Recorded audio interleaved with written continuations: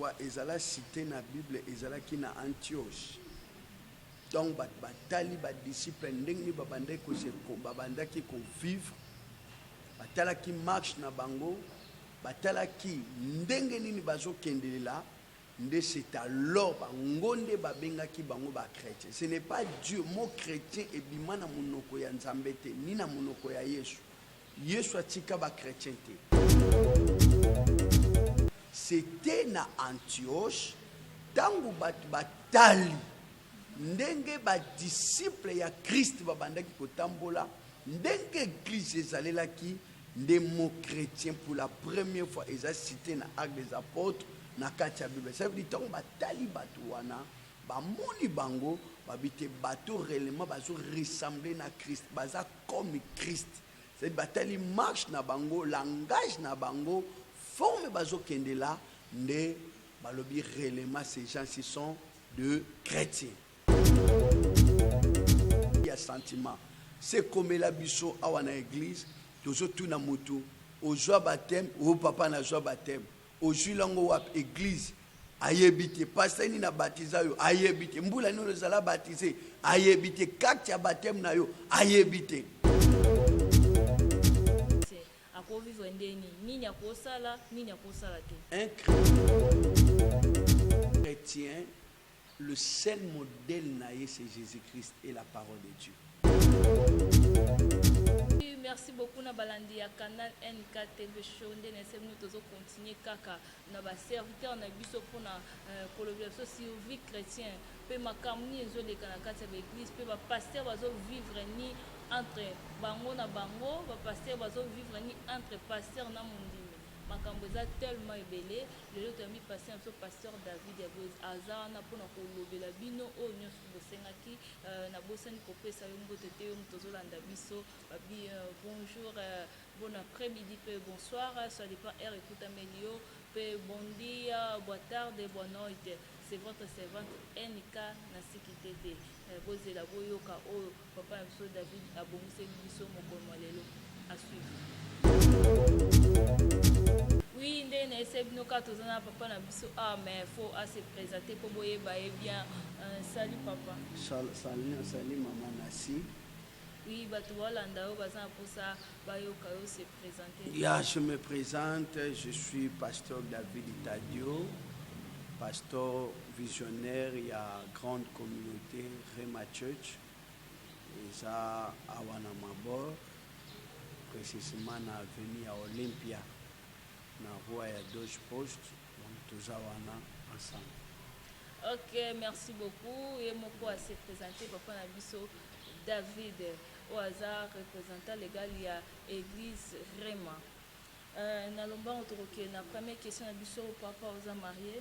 Oui, nous sommes mariés, père de beaucoup d'enfants. Nous sommes mariés na madame Flavia Joséphine. Elle est le seul et l'unique. Papa vit beaucoup des enfants, tu habites sans enfants, tu 50. D'abord, on a eu grâce à Robota 3 fois ma passe. Donc, on a eu bana basé bédo. Quand on a eu sur Robota, donc j'ai eu la chance, par la grâce de Dieu, d'avoir 2 fois le jumeau, encore Batumsus Balandi. Ok, merci beaucoup, papa Zamarié, Nabani Bele, pour Nana Cécité. Papa, tu nous dis awa bandeko balanda biso bazana posa eloko liboso bayeba ndenge ozo kamba église oyebi eza communauté nyonso wana charge wana ozo sentir ndenge. Vous savez, apôtre Paul alobi, je suis ce que je suis par la grâce de Dieu. Vous savez, tant que Nzamba bengi mosali na ye eza facilité na bango que homme de Dieu ça lokola acteur pour jouer ba rôle nyonso na mbala moko. Ozo jouer rôle comme pasteur na kati ya église, ozo jouer rôle comme représentant légal la communauté parce que pour gérer communauté ça veut dire il y a de pasteurs, il faut gérer na kati église, il y a de membres, il faut gérer des réalités, il faut gérer na kati ya société aux parents, papa, famille et aux alliés aussi mobile. ya mwasi. Donc ba rôle wana nyonso ko gérer yango to ko jouer yango, ce n'est que la grâce de Dieu nde muteko ko sala ke ba rôle wana nyonso to sala ngo malamu. Parce que sans grâce ya Nzambe za facilité maman au jouer ba rôle wana na mbala moko. Donc net ngabo na yaka ata mususu 6 heures. Il y a des fois 20 heures, j'ai tant de réunions avec le pasteur, avec le 10, les verts bandimi, ou la moukina tongo, il faut que les ticana nous banent dans la classe. Donc, je joue un rôle entre temps aussi, église, et aussi dans l'école biblique, où il faut aussi napper sa cour. Donc, tant des programmes comme ça, mais par la grâce de Dieu, chaque programme est juste à la satisfaire. Ok, merci beaucoup. Azo kokumba ba charge na nyonso vraiment azo kumba ngo vraiment bien. Papa nde tozo lobela Sylvie chrétien, hein? Chrétien, muto aza chrétien. Mo wana na chrétien et la tisi. Mo chrétien première fois ezala cité na Bible ezala ki na Antioche. Donc batali ba disciple ndenge ba bande ko se ko babanda ki ko vivre. Batala ki marche na bango. Batalaki ndenge nini bazokendelela nde c'est alors bangonde babengaki bango ba chrétien. Ce n'est pas Dieu mot chrétien et bimana monoko ya Nzambe te ni na monoko ya Yesu. Yesu atika ba chrétien te.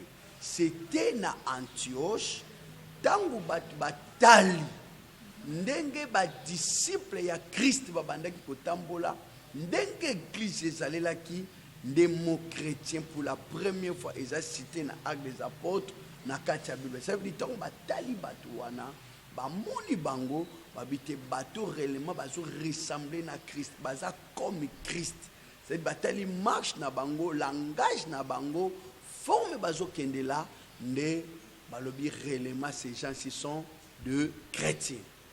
Ok, merci beaucoup. Paul, le bilan est très important. Oui, batali marche na bango, batali lo lenge na bango balumbaza. Si vous pouvez ba chrétien, troyer ba ina non définir yende ni pone ba ke oza. D'abord, un chrétien c'est quelqu'un qui est comme Christ. Or, la vie chrétienne, au Bible dit on reconnaît un arbre par ses fruits. Tango mutumoko a pesibo moina et pas à Christ a passé na otumengaka la régénération, la nouvelle naissance. Oh Paul a lobby, j'ai été crucifié avec Christ et si moi je vis, ce n'est plus moi qui vis, mais c'est Christ qui vit à moi. Un vrai chrétien, c'est quelqu'un où Christ a vivre na katinaï. Il est comme Christ. Dans le cas chrétien, vous allez découvrir parmi les éléments moteurs le fruit de l'esprit. Tant que vous avez commis katina Yesu, ezala babiloko oyo ezalaka te ekomi. Azalaka na patience, ta komi na patience. Azalaka na maîtrise, ta komi na maîtrise. Azalaki na amour, ta komi na amour. Oyo nyos boyebele, on a Paul alobi, les choses anciennes sont passées. Et mutuana à vivre ce qu'on appelle la régénération. Ce qui mutazo comme benga que réellement il est chrétien. Yona utukoloba que mon chrétien ce n'est pas ebimana munoko ya Nzambe te ebimana munoko ya Yesu te mais ebimana munoko ya ba païen. Ba païen de tangu batali balobi bato yo baza ba chrétien. Parce que ils ont vu que leur vie au babande ko mené ils ont ressemblé à Christ. Et quand vous voyez quelqu'un qui ne ressemble pas à Christ, la chose de Christ n'est pas en lui. Ce n'est pas l'importance de Robenga chrétien. Ok, merci beaucoup, Papa. Papa, Ndiminyo sur en église, baza ba chrétien. Bon, dans le contexte biblique, dans le non. Parce que notre kolobango, par rapport, vous savez, et avant qu'on définisse, il faut que nous ayons originalité. N'est-ce pas, maman? Parce qu'aujourd'hui, le christianisme est commis par rapport à l'église. Et d'autres ont fait le christianisme comme religion. Mais par rapport à la Bible, la Bible est chrétien par rapport à la marche na bango. Bon, le lot qu'on appelle Moutimoussus Azana église, ressort au bengue chrétien zate. Ça veut dire il est dans l'église, il est dans le monde. Les choses du monde, ils ont aussi na katinaï. Le fruit de la chair, ils ont na katinaï. Ba vie, au moins la nzoto nde muteza na église. Mais Christ n'est pas en lui. Donc, Moutouamark et Wana, au contraire, ce sont des gens qui font même aujourd'hui la honte de l'Église. Donc, important sur le chrétien. On peut lui dire un croyant. Tant sur le vrai terme, on peut parler, c'est un croyant. Mais chrétien, ils ont raison d'être chrétien. Même si à un baptême. D'abord, qu'au baptême, beaucoup de gens ne comprennent pas. Jean Lobi, moi je vous baptise d'eau. Le baptême d'eau, c'est la repentance. Mutu mokote akoki kokota na kati ya mai ya baptême, soka c'est repentirité. Nous avons la conviction et la repentance. La conviction, ça se fait une seule fois na vie. Ndenge nazabwe na yambi Yesu Kristo, na bongoli motema na ngai na croire que Yesu Kristo azan kolo pe mobiki si na ngai. Et maintenant, na se repentir. La repentance, ça veut dire na senti douleur moko na senti par rapport à la vie moko, par rapport à l'ikamo na bande ko mené, na lobi jamais je dois abandonner ça. Et tant na tiki yango na se décider na kota na maya baptême. Personne ne peut entrer dans l'eau de baptême sans passer par la repentance. Mais pas tout le monde a mis que batu mingi mutu à cause na zani na mabene mais soka zui baptême soka salike baptême bako mara pure mabe azaki nango Yesu makasi. Te wana eza croyance au bazala ki nango. Baptême c'est tant mutu azui déjà baptême c'est son engagement avec le Seigneur. Yonka sina ba ke ezala ba musu bazwa ba baptême ya sentiment. C'est comme la biso awana église tozo tuna mutu ozwa baptême ou papa na zwa baptême ozui lango wa église ayebite pasteur ni na baptiza yo ayebite mbula ni ozala baptisé ayebite kati ya baptême na yo ayebite. Donc cela veut dire ezala ba baptême mususu bazwa bon ezala ba baptême aloyenge, mais le baptême où je parle tant mutu azui baptême c'est la conscience que mutu azui nango vis-à-vis ya Nzambe et à s'engager dans une vie chrétienne normale. Et tant que je baptême, et vous allez remarquer que la personne celle au pena a converti, a changé et a spécifié mais pas Jésus-Christ. Ok, merci beaucoup. Pas jeûne est important dans la vie. Oui, le jeûne est très important. Premièrement, le jeûne est une discipline personnelle. Vous savez, comme le corps est nourri, de la même manière l'esprit peut être nourri. Le jeûne permettre aux chrétiens d'être encore fort spirituellement. Le jeûne permettra d'être la concentration. Je peux avoir un objectif. Jeûne est bandit Canada, même dans la Bible. Tout le monde a jeûne à Naziréa. Et ça n'a pas de Naziréa, batika soukim, batambola makolongul. C'est ça. Et autres de pesa, à ça concentré par rapport à l'objectif moko boisa nango. À se priver et même esprit naïe, corps naïe, âme naïe vers la chose oazanango pour ça. Parce que maman, qu'on prier sans jeûne est très différent de mutazo prier avec jeûne. Et vous allez comprendre que mutu aza na jeûne aza bien concentré et puis à se consacrer dans la prière. Et voilà pourquoi même quand il sortira et qu'on a la deuxième chose, Jésus-Christ il y a des sortes de démons, babimaka na ba jeûne et prière. Cela veut dire et loko Bible télémélité et loko Bible pékicité de bisoupe to ko yango. Ok, merci beaucoup. Papa, tu as continué à suivre chrétien. Muto aza chrétien, azali nanu aza chrétien na kati église. Koki koza na morada. Non, namorada. Oh, namorada. Non. Le terme namorada est un peu trop. Bon, à quoi vous en chéri? Oui, mais normalement, relation nyonso avant et comme officiel, ils allaient toujours dans l'étape moko, to bengomi ba camarade ou terme français ba un proposant. C'est ça, il y a un frère à proposer hier. Et ça étape où lorsque le frère a ressenti que non la secte a conforme à répondre à nos exigences, à nos caractères, à nos onga na lingi, dès maintenant le frère a quoi que se présenter officiellement. Donc il a vraiment m'abêté. Bon, kotambola vous savez, la Bible, c'est une référence. La Bible, lobby, Marina Joseph Bazala qui va fiancé, et batikala ko eba na nzoto te. Cela veut dire, tant ils ont ba frère na ba sœur, ba lingani, notre modèle c'est la parole de Dieu. Bible lobby, je mis devant vous le bien et le mal. Tant que vous avez chrétien, vous savez, chaque acte chrétien a ça et engage non seulement Yemoko, mais il engage aussi plusieurs personnes. Imaginez-vous que frère Moko a Tchezem. Vous remarquez que frère Nyos Basalin, fingi sami, ndenga zafa lobi, nazomona bazo sala mabe bazo prospérer. Mabe mais ce qui ngana lobi na sala yango na ko trahir race nangai. Ça veut dire les deux personnes tant oyo balingani bazana étape ya observation. Donc bazo ko s'observer. Parce que jamais on peut s'engager dans une relation où ça trop sur nangote. Et ça na ba couple belé to ba mariage belé aussi et ça raté.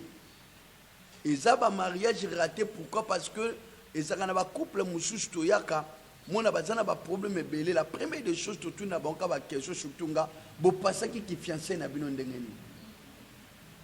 Et ça no étape ya qui autobi qui camaraderie wana to qui na qui fiançailles et ça étape moko ça très important na kati relation. Et ça moment ya observation et ça moment où ya koyeba mon muninga pe mususu et ça étape ko négliger te. Yangwana okwa ko remarquer ba couple oyo ba sala mariage na bango et ça bien réussi, l'impact est aussi autre. Donc il y a un bateau mususu ba balani bazana pas moins de problèmes parce que déjà na ki fiancé na bango to na ki chéri na bango ba réussi ça déjà. Et ça na makambo mususu ba traiter kango ton boza ba chéri.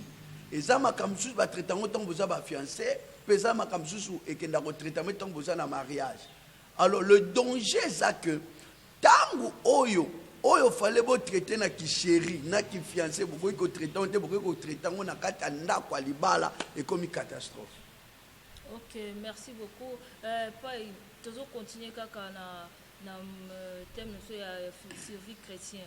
Pas makam toujours mona lelo pourquoi ba pasteur ba komi ko bomana. Ba pasteur pona nini bazo kufa na ba AVC. Pona nini bazo ba pasteur bazo sala ba accident ba pasteur bazo kufa makambo to ba te mona ba pasteur kala to ba banda kufa na voie normale. Problème à liboso maman nanga na ngina lo ba eloko moko eza très important. So comme mutu bazo benga ye pasteur, il faut d'abord que vous en a respect belé envers ye. Vous savez tous dans la société moko oyo pasteur azé loko pamba. Toujours vivre dans la société moko oyo même théâtre. Au théâtre, il faut pas jouer comme il y a pasteur Batia. Vous savez, le pasteur, ce sont des gens où la Bible dit d'abord que bazo veiller pour la âme. Selon Ephésiens chapitre 4 verset 11, il dit Jésus Christ a bengi ba apôtre, ba prophète, ba docteur, ba évangéliste, na ba docteur pour na deux missions. Première mission ezali pour la perfectionnement. Rôle ya pasteur ezali muto ya yebi lokote, muto aza lokote, muto société boaki, muto yo bat bazo mona ke oyo aza tina, aza ndumba, aza muyibi, aza ndoki, bat oyo même la police bakenda ba prison longa bangote, ne batu wana ne ba yesu ko pa ya ba pasteur. Donc être un pasteur et ça travail moko ça facilité ko craquer. Que gérer 50 personnes, aux a 50 problèmes. Cause à la pasteur, c'est un travail de déception.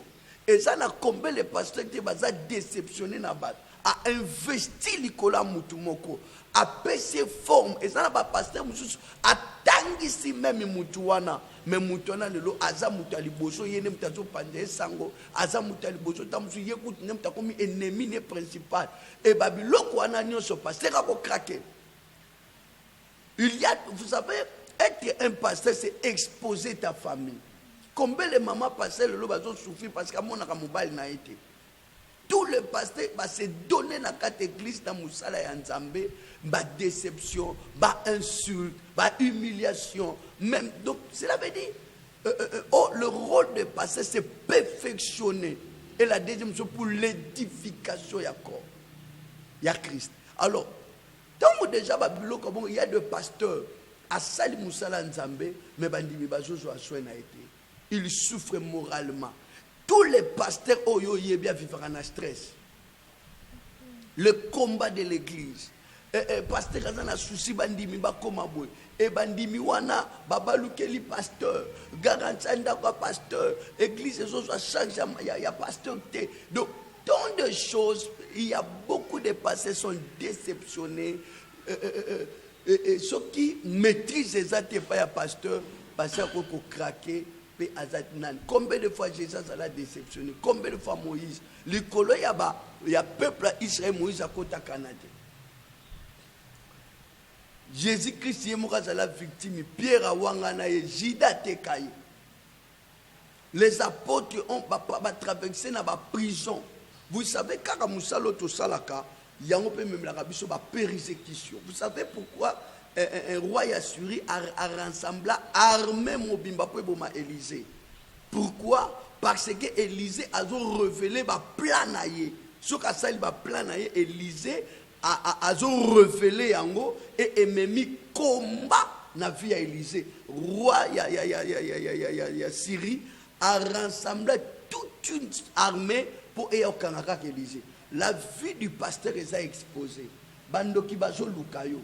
Va préparer Mikolo. Mais il faut qu'il y ait un homme de Dieu à Télémawana pour que assemble l'Anzambe, pour que plan wana et salamate.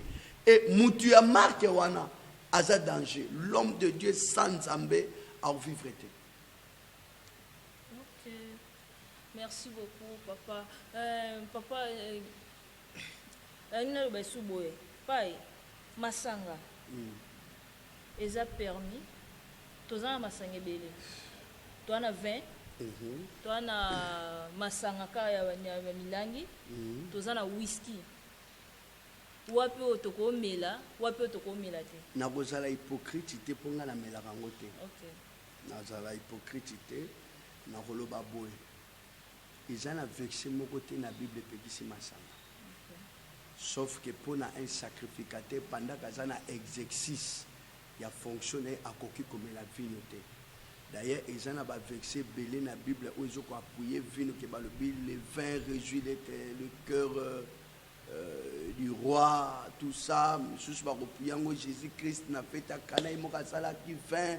Jésus-Christ écoute, il m'a lobaki, nganaye, Jean-Baptiste Alia, Katam, il a raté au bengi, un démon, nazolia, nazomela, c'est un biver. Mais on a eu Bible l'ivrognerie zamado. C'est que la Bible premièrement est interdit na bana nzambe c'est l'ivrognerie. Bible même na ba fruit de la chair on parle de l'ivrognerie. Ça veut dire la Bible est condamné l'ivrognerie. Mais Paul a fait sa intelligence par rapport à certaines choses à l'objet tout m'est permis mais tout n'est pas utile. Tout m'est permis mais tout n'édifie pas. Est-ce que nga David itadi son abi sikona banda komela 20 et ko édifier nganani? Au contraire, et comme mangana ba erreur rebelle, vous savez, Noah meli masanga après comme la masanga, esclavagisme continue na katana na parce que amela ki masanga tikel mubolombo. Ça veut dire mubisika nyosu masanga ezali. Écoutez-moi papa, maman, tout ça là ba hypocrisie. Botala basali ya nzambe nyonso.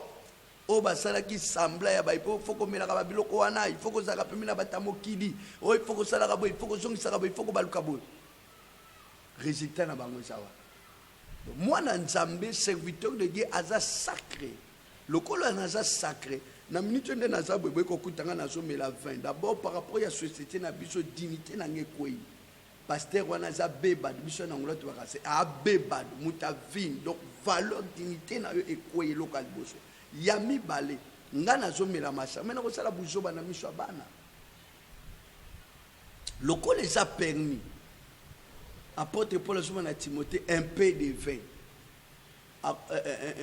pon estomac non est-ce nga na bel estomac nga na bel estomac te balobaki na ye et puis faut que luka oyeba contexte balobelaki et puis ezalaki veni parce que veni nyonso te ezalaka pon estomac eza mpe na bavile mosusu omeli yango epesi donc vi ya babiloko wana nyonso réponse ezalaka rapporte Paul alobi tout m'est permis mais tout n'est pas utile, tout m'est permis mais tout n'édifie pas. Ah, c'est que le quoi ça tout permis mais pas utile, mais moi mukie trop bandomela ya mukie. Eza na basala nzambo ba melaka ngo baza na ba raison na bango ba melaka musu ya recommander na munganga na ye mais na ngai na foi na nga na ba discipline personnelle na nga je ne touche pas. OK. Volandi bien pas ya lobi abiye amelaka te mais zana basala nzambe o ba melaka na ebite ba melango pona nini. Wana tokotuna ba oyo bamela moi totuna on pas ezali po abiye amelaka te po tuna ba différence tokomela nini whisky to vin to masanga pas ya différence biso te yango na oti koloba ezala mutu mosusu okuto aomela whisky alobi nayoka malili mosusu akolobaki no munganga alobaki namelaka yango eloko eza recommandé pa munganga moi toboya eza te mais Bananga, ils ont importante et édifier le logo au contraire et comme manga sous na chemin ya ba erreur. Alors pour la discipline nanga, imaginez-vous que na solo na mundi mimoko bo ayoka papa na sur la whisky to vin. Donc déjà sur le point éthique et déontologie donc ça déjà zéro. Boya kolobate par respect mais pas hypocrisie okendeko mais c'est que papa za beba. Alors pour na cause là sur le point éthique ya musala nanga et permettre ngatina mela masaka. OK, merci beaucoup. Babi kobosa na ko s'abonner te tozo continuer na ba question na biso pa itozongi lisusu ka na kati église. Tokozongi na kati église moto aza chrétien akoki ko vivre ndenge nini. Tant supo batebele ba yeba kate, batebele ba éviter a yebika na za chrétien mazaka maramunyo so bat basala yepa sala ngo. Siko bat wala te ako vivre ndenge nini akosala nini akosala te. Un chrétien, le seul modèle naïe c'est Jésus-Christ et la parole de Dieu. Cela veut dire Bible dit comment un jeune homme, Psaume chapitre 119. Et le dit comment un jeune homme rendra pique sur sentier, c'est en se dirigeant d'après la parole de Dieu. Cela veut dire biso nyonso nangai pasteur na bandimi ya ba papa ba maman, nous avons une seule modèle, c'est Jésus-Christ de Nazareth. Okay. Donc cela veut dire un chrétien sokalingi a vivre malam modèle c'est Ali Jésus-Christ pe parole naï parce que le lobat ba komi ba imitateur non pour la solo ba bien alors soyez mes imitateurs comme moi je suis de Christ. Cela veut dire muto yonga pona landa muto ponga na imiter. La première des choses il faut muto wana zala imitateur ya Christ. Mon père spirituel, ma mère spirituelle, ma matriarche, ma patriarche, oh nyoto koloba wana. Mon patriarche tout wana soko lingi o imiter la première des choses il faut observer est-ce qu'il y a ça imitateur à Christ. Un vrai chrétien a une seule modèle, c'est Jésus-Christ de Nazareth. C'est sa parole. Oyo parole le lobby oui éthiquement oui. Oyo parole le lobby non éthiquement non. Même Paul a solo en Éphésiens chapitre 6 verset 1. Le lobby enfants obéissez à vos parents selon le Seigneur. Donc obéir à un père, obéir à obéissez à nos parents. Ce qui bakambwana est selon le Seigneur. Mais l'autre est selon le Seigneur qui n'a obéir. Mais honorer est sans condition. Honore ton père et ta mère azalandoki, azalabou, pasteur nayo, tu dois toujours l'honorer. Mais ce qui makambazo sala est selon le Seigneur que tu ne peux pas l'obéir. Donc nous avons un seul modèle. C'est Jésus-Christ et sa parole. Oh, parole le bi oui na sali.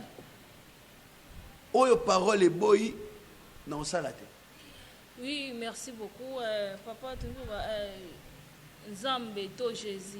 Ana combien de combo? Nzamba saka na combo moko. Ndeba lubaka. Yesu, Zambé, Elolam, le roi des rois, nous avons les attributs de Dieu et les noms de Dieu. Le nom de Dieu, pour nous condenser en seulement, le nom de Dieu, c'est Jésus-Christ. Le reste là, ce sont que des attributs. Parce que surtout, comme dans l'Ancien Testament, tout ça, vous savez que lorsque Moïse a contenu dans Nzamba, le Bible sanga kombo na yabi je suis. Tant voyez pas Manourach, papa na Samson le bi merveilleux. Et dans le Nouveau Testament, Dieu nous a révélé son vrai nom, le nom de Jésus, c'est Jésus-Christ. Cela veut dire en dehors de Jésus-Christ, il n'y a plus un autre nom de Dieu. Et tout ça, Jéhovah Jireh, Jéhovah Sabaoth, ce sont les attributs selon expérience. Mutatambo Langona Nzambe a constaté que non. Dans le domaine où Abraham a kenan Nzambe na Morija a moni comment l'Éternel a pouvoir na nyam na bélier abimi wana abenge Jéhovah Jireh. David na ba malade na psaume 53 le bia big sanga na ba malade nyos abenge Jéhovah Rapha. Donc Dieu a zo ba forme ba combo wana ba attribution wana et bandi ko botama selon ba expérience oyo mutatamboli nango na Nzambe. Mais le nom de Dieu tout court c'est Jésus-Christ. Yangana biobi tout ce que vous demanderez à mon nom, je le ferai. Dieu a élevé le nom de Jésus au-dessus de tout nom. Ok, merci beaucoup papa. Et il va tribu wana ba kombo wana ba tribu wana za combien? Ay zebele na mutu ezate mezebele. Ngeto yeba. Eza vraiment belé. Eza na oyo eza koni, eza na ba oyo to tchaka pe ka, même eza pe na ba oyo pe to tchaka kate. Parce que bato belé to tchaka kaka na ba Jéhovah Jireh, El Shaddai, El Jibo, Sabaoth, El Elyon, mais c'est belé. Yo pe ndongo za wana okopesa neti ba luba oko ba timakinda. Donc mutu na mutu azaka ti lelo ba attribution Nzambe zali. Donc auto tangaka oyo ezana ezape yo pe ndongo za wana pe okoyi kofana pe boy mususu obenge molongoli soni. Donc mutu na mutu attribuaka Nzambe par rapport ya o Nzamba saleli pe par rapport ya expérience oyo ya traversé na ngona Nzambe. Ok, merci beaucoup. Tokomi kokina suka mais totika moi quelques questions na biso. Papa tonto yeba combo ya mutu ezaka puissant. Est-ce que combo ekoki kozwa neti par exemple mutu azandoki mwana musu aboti mwana zu ya pesi combo ya maman, est-ce que combo wana ekoza puissant et mwana pas comme na kindoki conscience? En réalité, d'abord na étymologie, il y a nom. Un nom, c'est un mot qui désigne une chose, une personne, une chose, un animal. Donc ça veut dire le nom est désigné à la chose. Donc on a le dit quitte, c'est ça flirter. Ça veut dire un nom est désigner la chose. Donc cela veut dire c'est possible et c'est vrai. Le nom a une puissance dans la vie d'une personne. D'ailleurs, dans la Bible, vous pouvez remarquer, et ça n'a pas de souci, vie naie et bonga à cause de combo, vie naie et beba à cause de combo. Donc le nom a une force, a une puissance. Donc ça veut dire que bengi kopo, et zo désigné yango. Et ça n'a pas de souci, dans la Bible, il y a combo ya mboa, neti Nabal, mboa, Caleb, mboa. De temps bazo benga yo Caleb. Donc, en français, on va dire chien. Mais tant que vous avez un exemple, Josué, il va sauver. Et puis, on va remarquer que Naba Kombo, Naba vie et Landan. Donc, il y a des noms. Vous avez un Jacob, et nous va dire voleur, un simplanter. Donc, ce qu'on a Jacob, au mato kita. C'est un simplanter. Vine mobimba yangwana a simplanter yayanae a kenda pas là-bas a simplanter là-bas. Donc ça veut dire c'est un simplanter. Ouais, et voilà pourquoi Dieu a changé. Même ma Pierre. Tant que vous avez Simon, c'est un roseau. Et l'autre est instable. Christ a le dit, Simon, au communal. Pierre. Donc, au moment que na Simon, na Pierre, il y a une différence. Donc, le nom a une puissance, a une force. Ok. Pas si quoi pour na tokota na moi ya sorcellerie. Kindo ki ya ndenge ni. Kindo ke kota ra mutu ndenge ni, mutazora kindo ki ndenge ni. Eh bien, vous savez, ça c'était un monde spirituel. La sorcellerie, au fur et à mesure, toujours évolué, les diables ont multiplié par tous la sorcellerie, puis tous la fétichisme, tous la maraboutage, c'est-à-dire tous la diverses formes. Nous sommes mais tous la sorcellerie, tous la fétichisme, puis tous la maraboutage. Alors, dans le domaine de la sorcellerie, ils allaient au Tomonaka, Pessimona Kindoki, ban sorcellerie, ye ba pesa ke lipa, mususu ba pesa ke lamba, mususu. Donc ezana ba vraiment surtout bitu bana koloba ba forme, donc ezana ba forme ebele. Mais le résultat ezake ezande Kindoki. Mususu ka kopona senga ke loko mo ba boya ki kopesa nga akoti lilio. Et mais onga na yebi, le diable c'est un accusateur.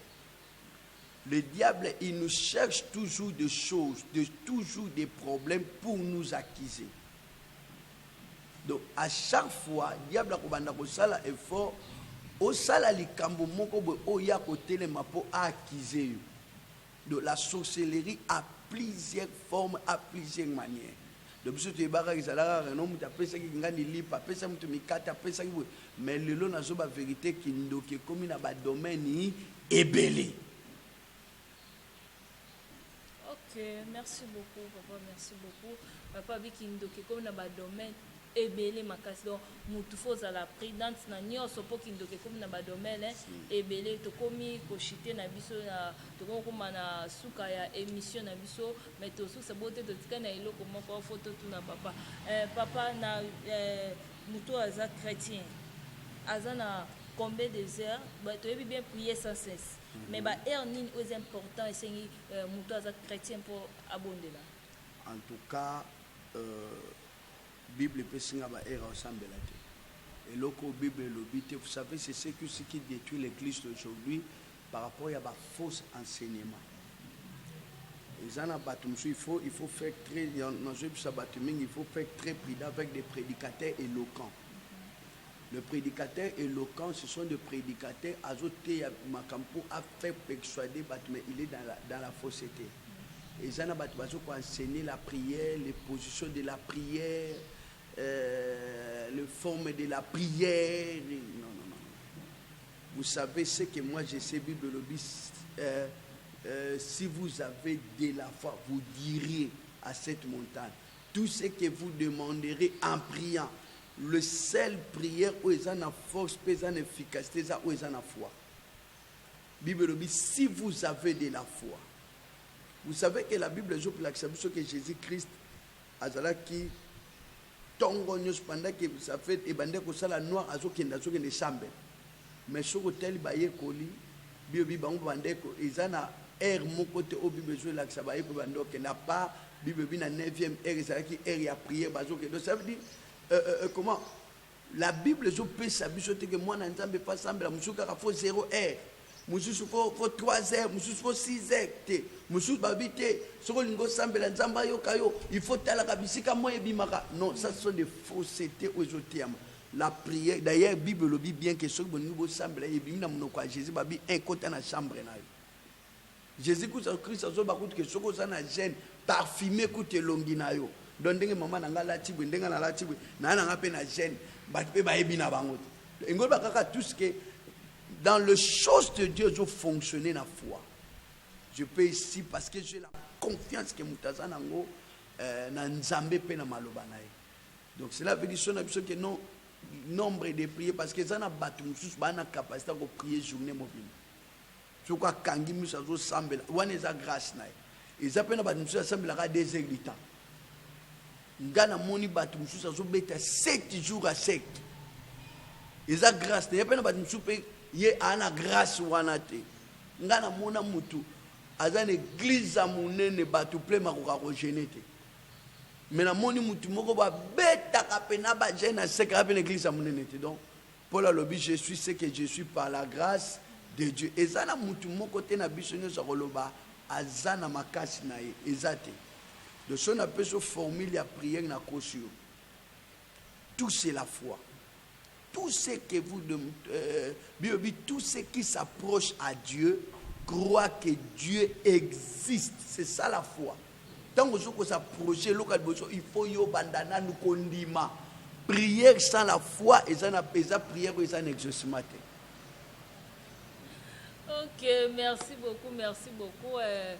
Bandeko Vandaka pour la question est tellement ébélée, tous en pour ça de découvrir ma cambouza ébélée, tu dis que tu causes à sous to découvrir sur ma cambouza ébélée, tu découvrir sur to autant à Bible chaque jour, est-ce que c'est important?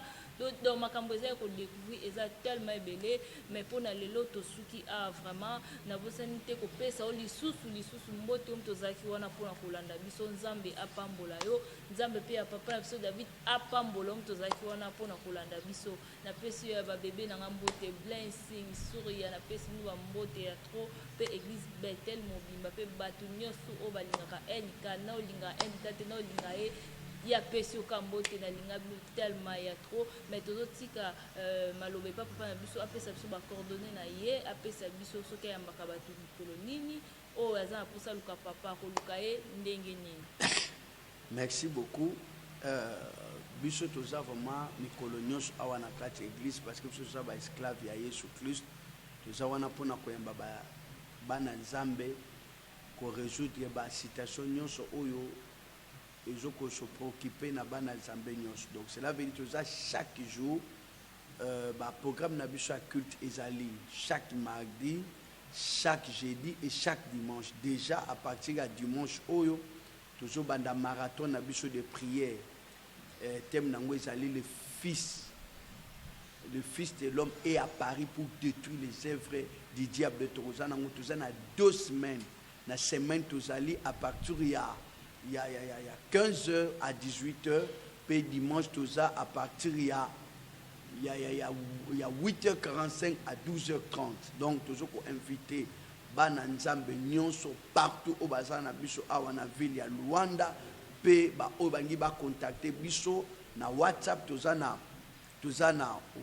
code na biso ya Angola pour na bat bazali banda ezali 932 047 600 donc waneza numéro ekanga makate soko bengi biso mbala moko na kanyonso citation nyonso conseil prière pour balukaka mosala nzambe na prière même conseil tu as besoin aussi de la sagesse et toza wana pona biso référence église toza na ville na biso ya Luanda na municipal na biso ya Kazenga na bairo ya Mabor justement soko za na Imbonder au Juba transport au na roi ya deux postes tuza wana justement tuza pembeni ya référence ya hôpital Cabral na pharmacie Kias nzamba pambola biso na pesi mbote na bana nyonso ya Rema Church ba pasteur ya communauté Rema Church et surtout à ma charmante épouse na bana na nyonso nzamba pambola ba. Oui, merci beaucoup. Ciao, tukutani mbalasi.